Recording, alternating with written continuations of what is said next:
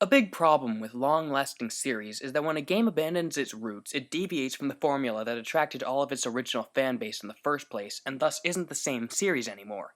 Sonic the Hedgehog is a prime example. It's as if they thought the reason Sonic 2006 bombed was because people were tired of the old formula, and ever since they've been doing everything in their power to stay the hell away from it. From swords to Arabian Night crossovers to werewolves, Sonic Team has employed every trick and cliche in gaming history to avoid the only route back to the hearts of their fans. Intelligent Systems, however, is having the opposite problem with Fire Emblem. While Advance Wars Days of Ruin was a spectacular masterpiece of plot, script, characters, and balanced gameplay, and I'm currently novelizing that game for my senior project, Fire Emblem Shadow Dragon for the Nintendo DS has to be the worst Fire Emblem game I have ever played, specifically because they didn't change the original game enough. Playing this atrocity has made it painfully obvious that nearly every single thing about the Fire Emblem series that made me like it in the first place was not present in the first few games. You see, Intelligent System seems to have missed the point of remaking an old game. It's not just about graphical and musical tune-ups. When a programmer is remaking a game, it's their job to be on the lookout for any gameplay mechanics or features that are considered bad by today's standards, and fix them. For example, take Final Fantasy I for the NES. The original game was fun and still perfectly good in its own right, but the spells per day magic system was completely and totally retarded. Ever since the MP system, the spells per day system has never seen the light of day. I said it has never seen the light of day! Sorry about that. See, the people at Square Enix realized that the magic per day system sucked, and they remade Final Fantasy 1 and 2 for the GBA, and when they did, they replaced the old magic system with the new one. Intelligent Systems did that somewhat, but they didn't do it anywhere near enough.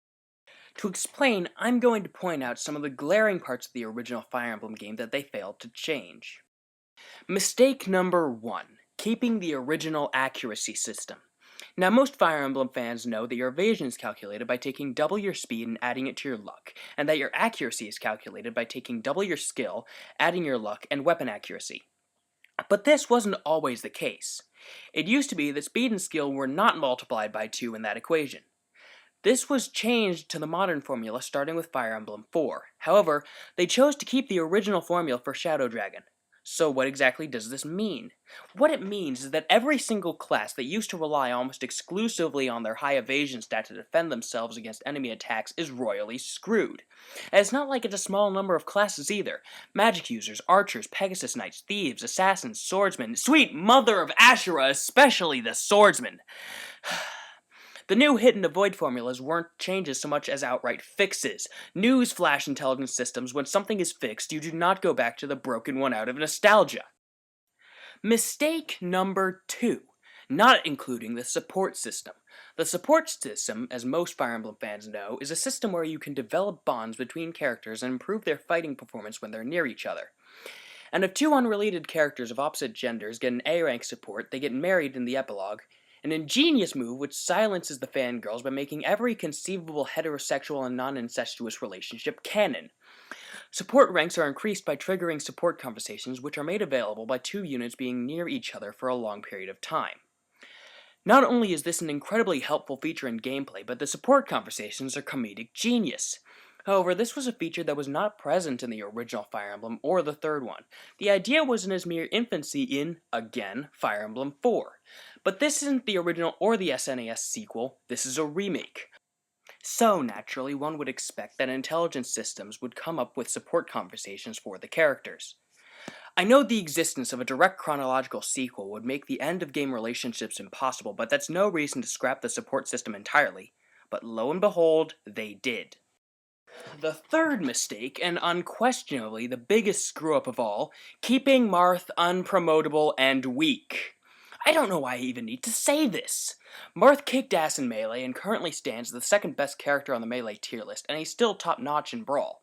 And all throughout the 4 Fire Emblem games that were released in America before this remake, every single lord was an unstoppable juggernaut who made the game seem less like a strategy game and more like God of War. And I mean that in a really, really good way. However, in the early days of Fire Emblem, lords were weak and pathetic pansies like they used to be in real life. The idea of lords being powerful was introduced in, yet again, Fire Emblem 4. Marth is in Fire Emblems 1 and 3, so not only does he suck in those games, he can't promote until the third game. Now, in a normal remake, the obvious course of action would be to beef up Marth's growth rates to those of Modern Lord, and give him a generic class up that can be easily explained away in the sequel like it was in Fire Emblem Radiant Dawn for Ike. But guess what? They didn't. Marth is just barely competent, and only then when he has his legendary sword Falchion. Why on earth would they do that? That's one of the worst things you could possibly do. You could have all the characters talk in broken English and change one of the characters' names to Penis, and that would still be easier for me to forgive than making Marth weak and unpromotable. Mistake number 4. Not taking the opportunity to tone down the absurdly broken magical staves. Remember Physic, Fortify, Warp, Rescue? Well, we know their range is calculated by taking their magic power and dividing it by 2. But in Fire Emblem 1 and 3, their range was calculated by taking their magic and dividing it by 0. The range staffs have a range of infinity, which means that Warp Staff can be used to send anyone to any spot on the map, the Physic Staff can heal someone in China, and the Fortify Staff doesn't heal everyone in range, it just flat out heals everyone. If I had to pick one word to describe these staves, it would be obnoxious. It's completely unnecessary and game-breaking. Not only that, but the Warp Staff, the most broken one of all, is obtained, to my knowledge, at least 3 times. By abusing multiple Warp Staves, I was able to defeat the final level of the game in 1 turn. Once again, Fire Emblem 4 rushes to the rescue and gives the Physic and Fortify staves a range of 10, as well as completely scrapping the Warp Staff idea for quite some time. Unfortunately, Intelligent Systems seems to have forgotten the dangers of the evils that valiant Fire Emblem 4 fought to destroy yet another time, and they keep the infinite range of these ridiculously broken staves. In brief, that is why Fire Emblem Shadow Dragon is the worst American Fire Emblem game ever, and one of the only 4 games that I have ever regretted playing. But fear not, Fire Emblem fans, because this is by no means a sign that Fire Emblem as a franchise is going downhill. If anything, it's a sign of their continuing brilliance.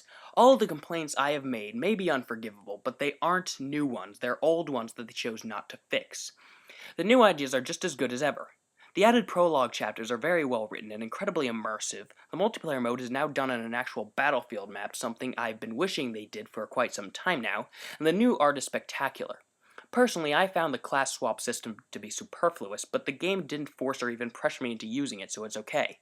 So all this means is that Intelligent Systems sucks royally when it comes to remakes, and that's something I think that they need to come to terms with. So as bad as it is, Intelligent Systems has not in any way made a Fire Emblem 2006. What they've done is taken a skeleton out of their closet, painted pretty pink flowers all over it, and used it as their Thanksgiving dinner centerpiece.